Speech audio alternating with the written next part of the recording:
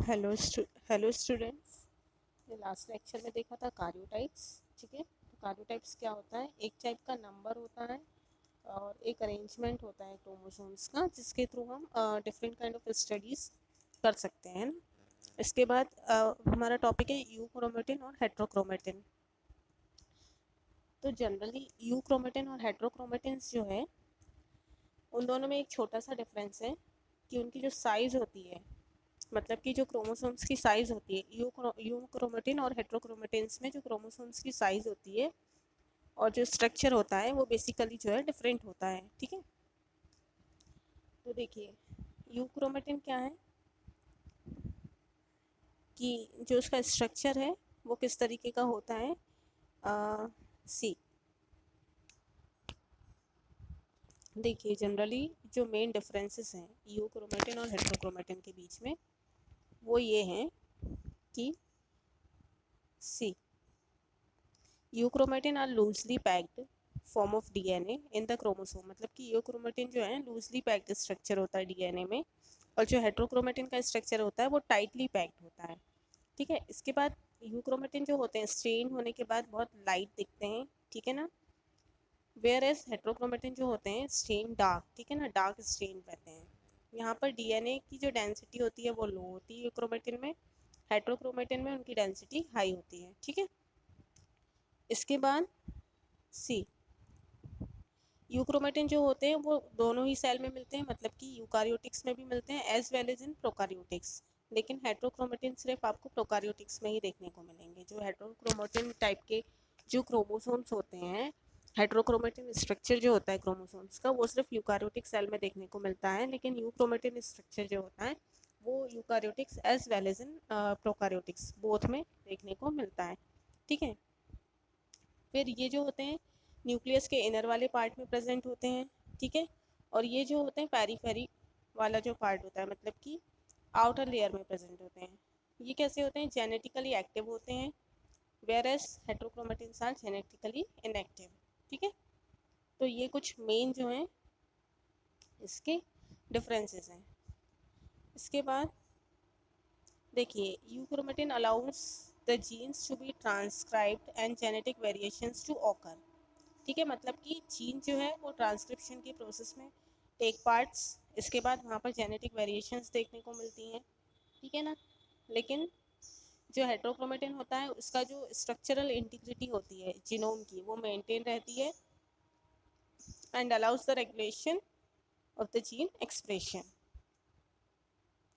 तो ये एक जनरल सा डिफरेंस है यूक्रोमेटिन और हाइड्रोक्रोमेटिन के बीच में। ठीक है, ये देखिए बुक में भी दिया हुआ है। ये जो होते हैं लूजली पैक्ड स्ट्रक्चर होते हैं डीएनए के क्रोमोसोम्स के यूक्रोमेटिन में, और जो हेट्रोक्रोमेटिन होते हैं वहाँ पर टाइटली पैक्ड स्ट्रक्चर्स फॉर्म होता है। ठीक है ना, यहाँ पर भी वही डिफरेंसेस दिए हुए हैं। ठीक है, अब हम नेक्स्ट टॉपिक देखेंगे हमारा gene and the gene concept. ठीक है, सी ये दिया हुआ है आपकी बुक में पेज नंबर 155 पर, gene and the gene concept. ठीक है, ये कॉन्सेप्ट जो है Belling suggested that the chromosomes contain a series of granules might be of genes। ठीक है ना, मतलब कि क्रोमोसोम्स के अंदर बहुत सारे ग्रैन्यूल्स की सीरीज प्रेजेंट होती है, वो हो सकता है कि जीन्स हो। ठीक है, the term gene was use for the first time by the Johnson. According to him gene are the functional unit of the life found on the chromosomes. मतलब कि उनके अकॉर्डिंग जीन्स क्या है? एक फंक्शनल यूनिट है life की, जो कहाँ पर पाई जाती है? क्रोमोसोम्स की लेयर पर। ठीक है, the gene concept was introduced by Sutton and the studies of the Morgan Bridges and Muller elaborated it। essential features of the gene concept are given below। अब जीन कॉन्सेप्ट के कुछ features दिए हुए हैं। देखो, जीन डिटरमाइन द जीन क्या determine करता है? फिजिकल और फिजियोलॉजिकल कैरेक्टरिस्टिक्स डिटरमाइन करता है किसी भी ऑर्गेनिज्म की। ठीक है ना, एक जनरेशन से दूसरी जनरेशन में वो ट्रांसमिट होते हैं, मतलब कि generation after generation they use to get transmitted. ठीक है, इसके बाद नेक्स्ट है जीन्स कहाँ पर लोकेटेड होते हैं? क्रोमोसोम्स में लोकेटेड रहते हैं, सी सेकेंड पॉइंट में दिया हुआ है। इसके बाद थर्ड है in comparison to the number of chromosomes. The number of genes is very large. chromosomes के नंबर के अकॉर्डिंग जीन्स के नंबर जो होते हैं पर्टिकुलर किसी भी एक पर्टिकुलर ऑर्गेनिज्म के अंदर वो बहुत ज़्यादा होते हैं, ठीक है। क्रोमोसोम्स का एक फिक्स नंबर होता है। So large number of genes are located on each chromosomes, मतलब कि हर एक क्रोमोसोम्स पर बहुत सारे नंबर ऑफ जीन्स जो है प्रेजेंट होते हैं। ह्यूमन बींग्स में about 40,000 of the genes are known to be located on the 23 pairs of chromosomes, मतलब कि क्रोमोसोम्स का तो एक फिक्स नंबर है, लेकिन जीन्स कैसे हैं, बहुत सारे नंबर्स में पाए जाते हैं। जैसे ह्यूमंस में 23 पेयर्स ऑफ क्रोमोसोम्स हैं, तो उसमें approx 40,000 of genes are to be found. Each gene को ऑक्यूपाइज स्पेसिफिक पोजीशन, हर जीन की एक स्पेसिफिक पोजीशन होती है एक स्पेसिफिक क्रोमोसोम्स के वहाँ पर, ठीक है ना। उस पोजीशन को हम बोलते हैं उसका लोकस, ठीक है, लोकस ऑफ द जीन ये बोलते हैं। Gene in the chromosomes are arranged in single linear fashion like the beads on the string. Genes कैसे अरेंज होते हैं ये हमने देखा था, जीन्स कैसे अरेंज होते हैं ये हमने एक दो लेक्चर पहले डिस्कस किया था। स्ट्रिंग्स ऑन द बीट्स वाले उसके फॉर्म में अरेंज होते हैं, मतलब कि जैसे मोतियों की माला होती है इस तरीके से जो जीन्स है वो क्रोमोसोम्स के ऊपर अरेंज रहते हैं, ठीक है। A gene may occur in many forms और in the several functional states. The forms other than the normal are known as alleles. अगर कुछ डिफरेंट फॉर्म्स के जीन्स हैं तो उनको हम बोलते हैं एलील्स, ठीक है। Some genes mutate more than one and have more than two alleles. जिनके पास एक से ज़्यादा म्यूटेशंस होते हैं, जिनमें एक से ज़्यादा एलील्स प्रेजेंट होते हैं, तो उनको हम बोलते हैं multiple alleles. The genes may undergo sudden changes in expression, genes में कुछ चेंजेस होते हैं उसको हम बोलते हैं, उस चेंज को हम बोलते हैं mutant gene, and the process को बोलते हैं म्यूटेशन, ठीक है। अगर जीन्स के एक्सप्रेशन में कोई चेंज हो रहा है तो that is termed as mutation. इसके बाद genes are able to duplicate themselves very accurately. The phenomena of duplication is called the replication. Gene में क्या होता है, डुप्लीकेशन का फिनोमिना होता है जिसको हम बोलते हैं रेप्लिकेशन की प्रोसेस, ठीक है। इसके बाद है genes express themselves by producing enzymes. It means each gene synthesise a particular protein, हर जीन्स एक प्रोटीन को सिंथेसाइज करता है, एक पर्टिकुलर प्रोटीन को, ठीक है ना, जो कि एंजाइम्स की तरह एक्ट करते हैं, ठीक है, बॉडी में। Particular length of the DNA segment forms a gene which contain information of one polypeptide chain or the one enzyme coded in the form of nucleotides. The sequence of the nucleotides in the DNA molecules representing one gene determine the sequence of amino acids in the chain. इसको बोलते हैं genetic code. अब molecular structure की अगर हम बात करें jeans के तो क्या है, सी मॉलिक्यूलर स्ट्रक्चर जो है कुछ पार्ट्स से बना हुआ है। उन पार्ट्स के अगर हम नाम देखें, फर्स्ट है cistron, muton, recon, operon and replicon, ठीक है। सिस्ट्रॉन जो है, सी जीन्स कैसे होते हैं, देखो फिजिकल और फंक्शनल यूनिट तो होती है, हेरेडिटी मटेरियल्स के बने होते हैं। एक सेकेंड, ये कंटिन्यू करने से पहले थोड़ा सा और क्लियर कर देती हूँ। सी ये देखिए, genes can be transmitted from parents to the offsprings, ठीक है। जीन्स जो है ट्रांसमिट होते हैं, है ना, एज एन हेरिडिटी मटेरियल वो काम करते हैं। जीन्स में exit in several alternate form, बहुत सारे फॉर्म्स में आपको जीन्स देखने को मिलेंगे जिनको हम बोलते हैं एलील्स। जीन्स जो होते हैं कैपेबल होते हैं एक साथ कंबाइन होने के लिए और can be replicate during the cell division, मतलब कि जीन्स के पास कैपेसिटी है कि वो या तो कंबाइन हो सकते हैं या फिर वो रेप्लिकेट भी हो सकते हैं। रेप्लिकेट होना मतलब कि दो डिफरेंट स्ट्रिंग्स फॉर्म हो जाना, कंबाइंड हो जाना मतलब कि इस तरीके की स्ट्रिंग जो होती है, ये जो स्ट्रिंग है ये है रेप्लिकेट, और ये जो स्ट्रिंग है, ठीक है ना, ये है कंबाइंड। इसके बाद genes are capable to self duplication, ठीक है। जीन्स में कैपेबिलिटीज़ होती है कि वो अपने आप डुप्लीकेट हो सकते हैं, मतलब कि उसकी दो कॉपीज अपने आप फॉर्म हो सकती हैं, ये जीन्स के पास कैपेबिलिटी है। अब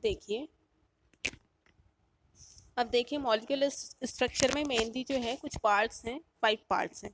सिस्टोन जो होता है वो फंक्शनल यूनिट होती है जीन की, हर यूनिट जो होती है एक प्रोडक्ट के लिए रिस्पॉन्सिबल होती है, thus it is the unit of function, ठीक है ना, फंक्शन फंक्शनल यूनिट है।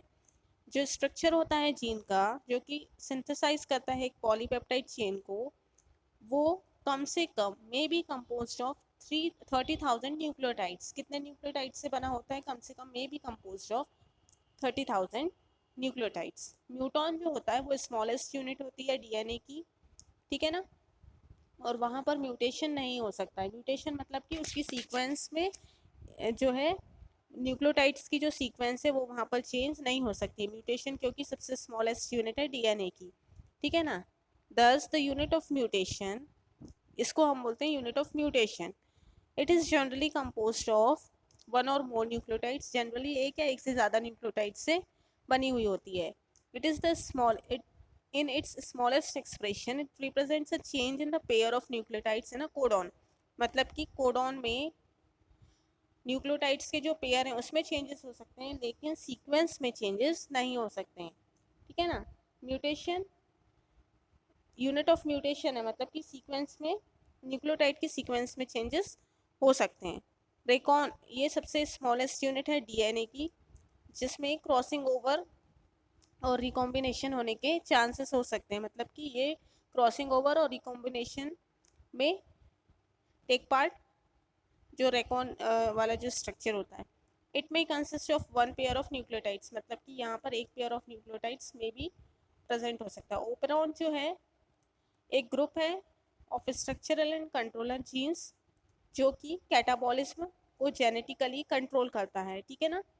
और रेप्लिकॉन जो है वो यूनिट है रेप्लिकेशन की। म्यूटॉन है म्यूटेशन की यूनिट, रेप्लिकॉन है रेप्लिकेशन की यूनिट। रेप्लिकेशन मतलब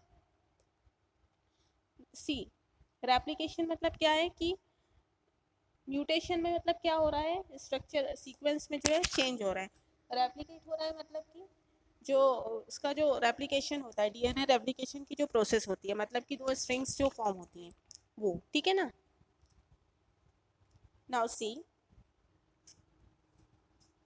ये देखो जो क्रॉसिंग ओवर और रिकॉम्बिनेशन की जो बात है, देखो ये दो क्रोमोसोम्स हैं, होमोलोगस पेयर हैं, ये अलग अलग दो पेयर हैं क्रोमोसोम्स के।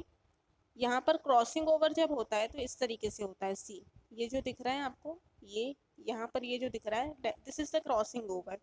अब जब रिकॉम्बिनेंट क्रोमेटिड्स, मतलब कि रिकॉम्बिनेशन की अगर हम बात करें तो देखो ये क्या है, क्रॉसिंग ओवर हुई तो यहाँ पर क्या हो गया, ये जो दो डिफरेंट काइंड ऑफ जीन्स थे, क्रोमोसोम्स थे, वो अलाइन हो गए, ये देखो ये मिक्स हो गए। तो ये वाले जो होते हैं ये होते हैं रिकॉम्बिनेंट क्रोमेटिड्स, मतलब कि रिकॉम्बिनेशन हो जाना, मतलब कि दोनों का जो पेयरिंग है, क्रॉसिंग ओवर हुई तो जो दोनों की जो पेयरिंग है वो फॉर्म हो गई। और ये कैसे है, नॉन रिकॉम्बिनेंट है, नॉन रिकॉम्बिनेंट क्रोमोसोम्स हैं, ठीक है। अब हमारा नेक्स्ट टॉपिक है सेक्स डिटर्मिनेशन। आपकी बुक में 156 नंबर का जो पेज है, पेज नंबर 156, वहाँ पर ये दिया हुआ है सेक्स डिटर्मिनेशन। ये हम अपने नेक्स्ट लेक्चर में कंटिन्यू करेंगे। Okay, thank you students.